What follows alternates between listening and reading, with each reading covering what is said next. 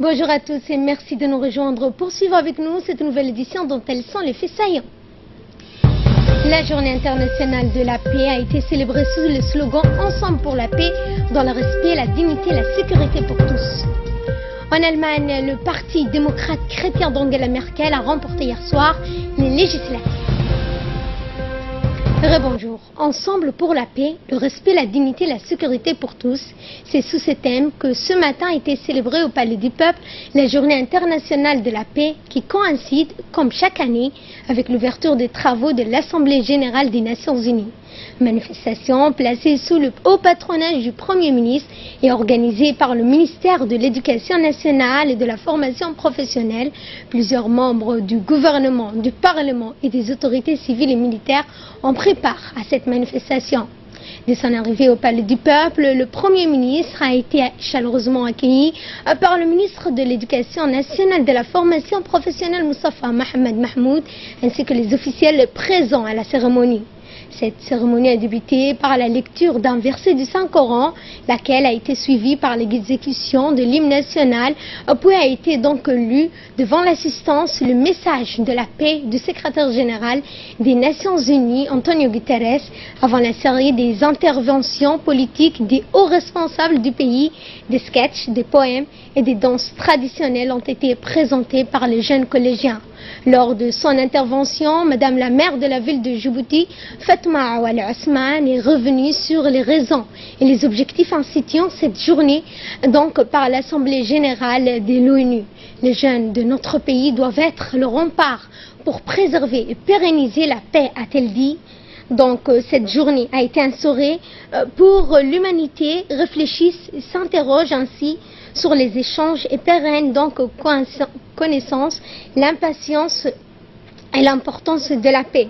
Le thème retenu pour la célébration de la journée a été donc Ensemble pour la paix, le respect, dignité et sécurité pour tous. Ce thème a été choisi pour favoriser ainsi le respect, la sécurité et la dignité pour toute personne forcée par les circonstances à fuir son domicile ainsi que ceux à la recherche d'une vie meilleure. Donc avant de clore son intervention, la maire de la ville de Djibouti n'a pas oublié donc d'adresser ses vives félicitations aux personnes à besoins spéciaux qui ont pris part également donc à la réussite de cet événement, surtout les malentendants et les malvoyants qui depuis hier, lors de la grande marche dédiée à la paix, se sont mis au premier rang. Et pour sa part, le ministre de l'Éducation nationale et de la formation professionnelle, Moustapha Mohamed Mahmoud, a précisé que cette journée internationale de la paix est un moment fort consacré à réfléchir ensemble sur l'importance de la préservation de la paix, de la tolérance, de la concorde civile et de la non-violence. Nous l'écoutons. Nous y reviendrons donc dans nos prochaines éditions. Et à présent, je vous propose de suivre l'intervention du Premier ministre Abdelkader Kamel Mohamed, qui a d'emblée indiqué qu'il était important d'asseoir une culture de la paix, de transmettre ainsi de génération en génération ce qu'est la paix. Il faut plutôt donc protéger la paix que de la rétablir, ce que signifie que le pays est entré et a-t-il fait donc comprendre au public présent. Le Premier ministre donc est revenu sur ce que la paix, la stabilité, le développement et le progrès social et économique. Nous l'écoutons. Mesdames et messieurs, je pense que c'est l'occasion aujourd'hui de rappeler qu'il est plus important de protéger la paix plutôt que de la rétablir. Préserver la paix est le devoir de tout dirigeant démocratique. Renforcer la culture de la paix est un des premiers principes qu'il faut transmettre aux jeunes. C'est cette ligne de conduite que le gouvernement mène pour que la paix soit maintenue à Djibouti. Je salue donc l'initiative de la Commission nationale pour l'éducation, la science et la culture pour avoir, sous la tutelle du ministre de l'Éducation nationale, organisé cette célébration. Il faut que notre jeunesse soit pleinement clairvoyante pour savoir que sans paix, il ne peut y avoir de création de richesses ou d'emplois, et donc de développement. Il faut aussi qu'elle sache que c'est l'unité d'un peuple qui rend une nation forte, et que c'est grâce à une nation plus forte que le peuple résistera mieux aux agressions extérieures et aux terroristes. Le gouvernement maintiendra sa volonté de construire une nation juste et forte en renforçant les droits fondamentaux de tous les Djiboutiens et les Djiboutiennes dans tous les pays. Le président de la République ne cesse d'œuvrer pour que la paix soit rétablie, dans la sous-région d'abord, mais également en Afrique et au Moyen-Orient. Nos soldats participent à des opérations de maintien de la paix en Somalie et au Darfour, et notre diplomatie est présente sur tous les lieux où le dialogue permet de réconcilier les différents partis en conflit. Et donc, pour plus de précisions sur ce sujet, Ahmed Ahmed nous a rejoint sur le plateau. Bonjour Ahmed. Bonjour Fabrice. Que pouvez-vous donc nous rappeler donc le contexte dans lequel survient donc cette institution, donc cette journée instituée, donc dans quels sont les sujets brûlants de cette 72e Assemblée générale des Nations Unies? Bien, Fabrice, il faut savoir que cette journée a été d'abord instituée en 1981. Elle coïncide également avec l'ouverture des travaux de l'Assemblée générale des Nations Unies qui ont lieu durant le mois de septembre de chaque année. À travers un geste symbolique qui consiste donc à sonner une cloche, on demande à tous les belligérants sur tous les fronts et partout où existent des conflits de cesser les hostilités pendant au moins 24 heures afin qu'il y ait un répit et que l'aide humanitaire puisse être acheminée. Fardous, vous n'êtes pas sans savoir qu'au cours de ces travaux, les dirigeants du monde entier se retrouvent donc à New York. Alors, quels sont aujourd'hui les sujets brûlants à l'ordre du jour de ces travaux? Nous avons la Corée du Nord et ses essais nucléaires et balistiques, la crise en Birmanie, les conflits donc dans les mondes arabes, principalement en Syrie, en Irak ou au Yémen, la montée de l'extrémisme et du terrorisme, la question du dérèglement climatique avec les tempêtes qui ont touché donc le Texas et les tremblements de terre Mexico, et enfin la question des migrants économiques. Chaque parti, Fardous, défend ses positions, mais tous savent que la planète est menacée à la fois par les calamités naturelles et les conflits armés qui entraînent donc automatiquement des morts, désolation, destruction, et l'ONU n'est pas seule responsable. Tous les États doivent donc participer à la restauration de la paix. C'est la raison pour laquelle, Fardous, cette journée a été donc instituée. Merci donc Ahmed pour ces précisions concernant donc la journée internationale de la paix. Et dans le reste de l'actualité, une salle réservée à la pratique des arts martiaux au dojo a été inaugurée aujourd'hui par le Premier ministre Abdelkader Kamel Mohamed en compagnie du secrétaire d'État à la jeunesse et au sport. Cette salle se trouve dans l'enceinte du stade Gouled. Elle fera le bonheur des adeptes des arts martiaux qui ont longtemps attendu la rénovation de ce dojo donc, et ses équipements. Comme vous le voyez donc sur ces images, c'est accompagné donc du secrétaire d'État à la jeunesse et au sport que le Premier ministre a revu donc cette salle qui a été inaugurée pour l'occasion.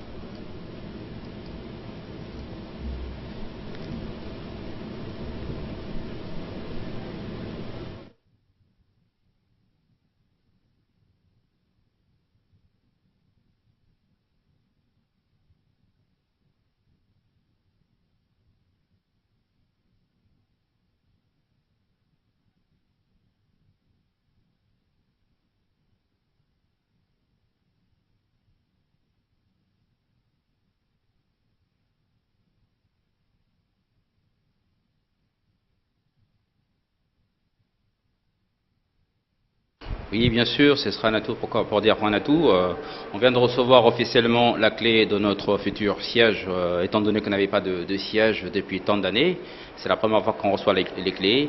Et puis, par l'occasion, je tiens à remercier le secrétaire d'État ainsi que le Premier ministre. Et suivant justement ces quelques réactions de pratiquants et des responsables. Le gouvernement fait tout pour qu'effectivement la jeunesse djiboutienne s'épanouisse dans un cadre qui est agréable. Et le meilleur cadre, c'est le sport. Et ici, le ministre de la Jeunesse et des Sports a fait un effort important dans la mesure où il a donné à la jeunesse les moyens de s'épanouir. C'est-à-dire, il leur a donné tout ce qui est kit sportif, tout ce qui est maillot, ainsi de suite.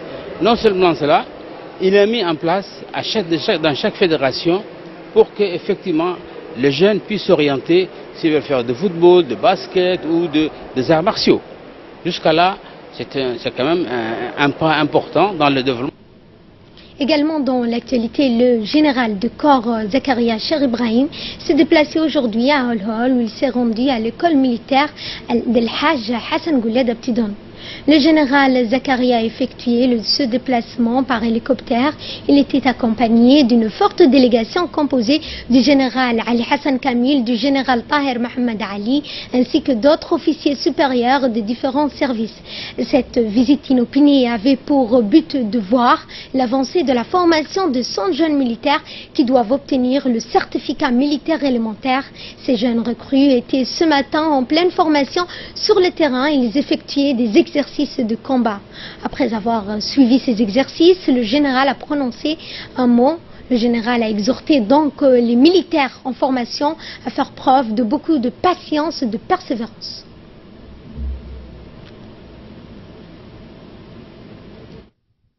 C'est à mon commandement. Il faut. Ar-Rahman Ar-Rahim. Alhamdulillahi Rabbil Alamin. As-salatu wa salamu ala Rasulillah. صلوات الله والسلام عليه وعلى آله وصحبه أجمعين وبعد دايهين لقيهين قلبيين صدح دايسو جدي يعني الله هذا يا واحد ويان للير. Et à l'issue de la visite de Holhol, la délégation s'est rendue de manière inopinée également dans la localité de Alioune, dans la région de Demerjog, où quelques 365 militaires de tout nouveau bataillon dénommé le bataillon d'intervention effectuent un stage commando. Après donc les honneurs, le général de corps d'armée Zakaria Cher Ibrahim a tenu une brève allocution devant les militaires de ce bataillon. Il a notamment voulu attirer leur attention sur l'importance de leur formation, précisant que le pays compte sur eux.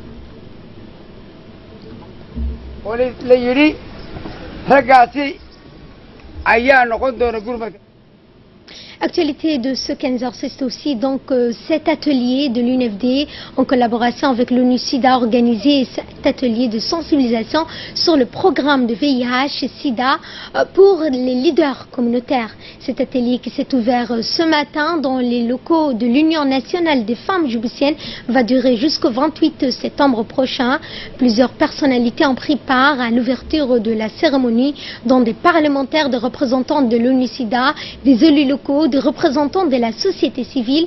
Objectif de cet atelier avait pour but de sensibiliser les locaux, donc les élus locaux, sur les acteurs donc de la société civile afin de renforcer leur capacité sur les infections du VIH-Sida en vue donc d'une vie saine, sur les mesures de prévention. L'UNICIDA a toujours donc travaillé pour la préservation de la lutte contre le VIH-Sida. Jamais cesser de lui apporter les appuis nécessaires pour la lutte que nous menons contre ce fléau mondial. Permettez-moi également de rendre un hommage particulier à nos honorables parlementaires qui ont bien voulu donner de leur temps en s'engageant personnellement à diriger les travaux de cet atelier de 5 jours qui vise à informer leurs sœurs de la société civile sur la problématique du VIH-Sida. Il s'agit pour nous de renforcer durant ces 5 jours qu'aura lieu cet atelier les capacités des responsables, des associations féminines et des élus locaux sur l'infection du VIH-Sida en vue d'une saine information de la population sur les mesures prises pour une maîtrise de la pandémie. Le mot à présent de la représentante de l'ONU-SIDA à Djibouti. L'ambassadeur de Djibouti accrédité donc d'Arabie Saoudite, Abdelaziz Ben Abdallah Al Adoud, a organisé hier soir une réception à l'hôtel Kempinski Palace, l'occasion de ce 87e anniversaire du royaume. On prépare à cet événement annuel et grandiose le ministre de l'Habitat, de l'Urbanisme et de l'Environnement, M. Moussa Mohamed Ahmed, le chef de l'état-major général donc des forces armées djiboutiennes, le général Zakaria Cher Ibrahim, ainsi que le secrétaire général du ministère des Affaires étrangères, de la coopération internationale, M. Mohamed Ali Hassan, les diplomates et les représentants d'organismes internationaux, ainsi que des hauts responsables civils et militaires ont également pris part à cette cérémonie. Au cours de cette cérémonie, l'hymne national de la République de Djibouti et celle de l'Arabie Saoudite a été retenti.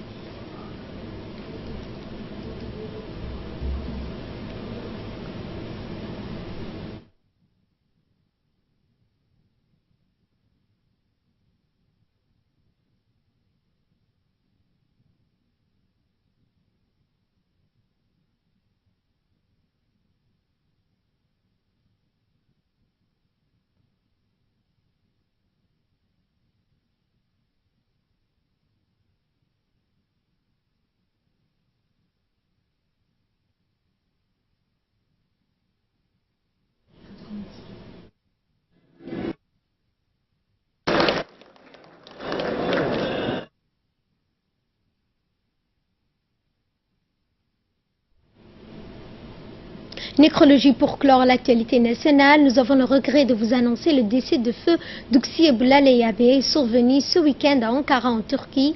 Né en 1940 à Dikil, feu Douxié Boulale Yabe a été incorporé à la police territoriale à 17 ans. Le défunt quitte la police nationale pour devenir commerçant. Il intègre la société djiboutienne d'importation des CAT, plus connue sous le nom de Sojik, où il était donc dernièrement membre du comité central. Connu également dans le domaine de l'agriculture, feu Douxié Boulale Yabe s'installe en 1995 dans la localité de Mouloud dans la région de Dikil pour travailler la terre, et il fut donc l'un des rares Djiboutiens à tirer profit de l'agriculture. Il devient ainsi un doyen très apprécié, estimé pour son autorité et son sens de la justice dans tous les domaines, et également dans la région de l'unité. Fort apprécié pour sa générosité dans l'ensemble de la République de Djibouti. Il a notamment été médaillé chevalier de l'ordre national du 27 juin. Feu Douxié Boulale Yabe était l'oncle paternel de notre rédactrice en chef, Madame Choukri Ali. Il laisse derrière lui 2 veuves, 9 enfants et 3 petits-enfants. Que le Tout-Puissant l'accueille dans son paradis éternel. Inna lillah wa inna ilayhi raji'un. Et de là, donc, nous passons à l'actualité à travers le monde, notamment donc ce qui était donc à la une de l'actualité internationale avec Angela Merkel, qui remporte également cette législative. Avec vous donc, Hussein Abled. Effectivement, Fardous, donc la chancelière allemande sortant de garde son mandat pour la 4e fois consécutive. Sa victoire est modeste. Son parti conservateur, la CDU, a remporté les élections législatives avec seulement 33% des voix. L'autre grand parti traditionnel, donc qui est social-démocrate, c'est pour sa part totalement effondré. Il n'a engrangé donc 21% des voix. Le chef de file du SPD, Martin Schulz, n'a pas su incarner le changement et il a annoncé que son parti préféré restait cette fois dans l'opposition Fardouci. Les sociaux-démocrates renoncent ainsi à cohabiter avec les conservateurs dans une grande coalition comme ils l'ont fait des fois depuis l'arrivée d'Angela Merkel à la chancellerie. Mais ce qui a créé un vrai choc est Fardous en Allemagne, qui vit avec la repentance depuis la chute du régime nazi. C'est la percée historique du mouvement d'extrême droite AfD. L'alternative donc pour l'Allemagne, anti-héros, anti-immigration, anti-islam, a recueilli 13% des voix et devient donc la 3e force politique du pays. Donc une percée donc pour l'extrême droite, la première depuis donc la réunification de l'Allemagne. Et au Tchad, le Tchad, la Corée du Nord, le Venezuela, visés par un nouveau décret migratoire de Donald Trump. Effectivement, donc les États-Unis ont ajouté 3 pays à la liste de leur décret migratoire: la Corée du Nord, le Venezuela et le Tchad. Le Soudan, en revanche, a été retiré de cette liste qui comporte aussi l'Iran, la Libye, la Syrie, la Somalie et le Yémen. Le décret migratoire américain version amendée donc est entré en vigueur le 29 juin dernier. Dès le 12 octobre sera donc interdit d'entrer sur les territoires américains tous les citoyens du Corée du Nord et du Tchad. Concernant le Venezuela, l'interdiction se limite aux membres de longue liste des responsables gouvernementaux, fonctionnaires du ministère de l'Intérieur, des Affaires étrangères, des forces de police et des services de renseignement et à leurs familles. Et le décret est prolongé donc pour les 5 pays qui figuraient sur la liste précédente. Et pour terminer, donc, les Kurdes d'Irak se rendent aux urnes et sont donc pour ce référendum d'indépendance, et ce malgré donc l'opposition de Bagdad. Malgré la farouche opposition de Bagdad, les Kurdes d'Irak ont commencé ce matin à voter pour le référendum de l'indépendance. Plus de 5 millions d'inscrits sont appelés à se rendre dans les 2000 bureaux de vote de la région. Les sanctions mises en place par Bagdad n'ont pas pu arrêter le train en marche. Les Kurdes d'Irak ont commencé à voter pour l'indépendance lors d'un référendum historique qui doit ouvrir la voie à un État pour lequel ils luttent depuis près d'un siècle. Le scrutin initié par le président kurde, donc M. Massoud Barzani, se tient dans la région autonome de Kurdistan qui comprend les provinces d'Erbil, Suleymaniye, Duhok, mais aussi donc dans des zones qui se disputent le Kurde et le gouvernement central de Bagdad. Bagdad, farouchement opposé au scrutin, avait pourtant mis en place ces derniers jours une série de sanctions pour tenter de garder le contrôle de la situation avec Téhéran et Ankara comme alliés. Les deux puissances voisines redoutent les répercussions qu'aurait une situation des Kurdistans irakiens sur les progrès régions kurdes. Merci Hussein pour ces précisions. Merci à vous de nous avoir suivis. Excellent après-midi à toutes et à tous. Nous avons toujours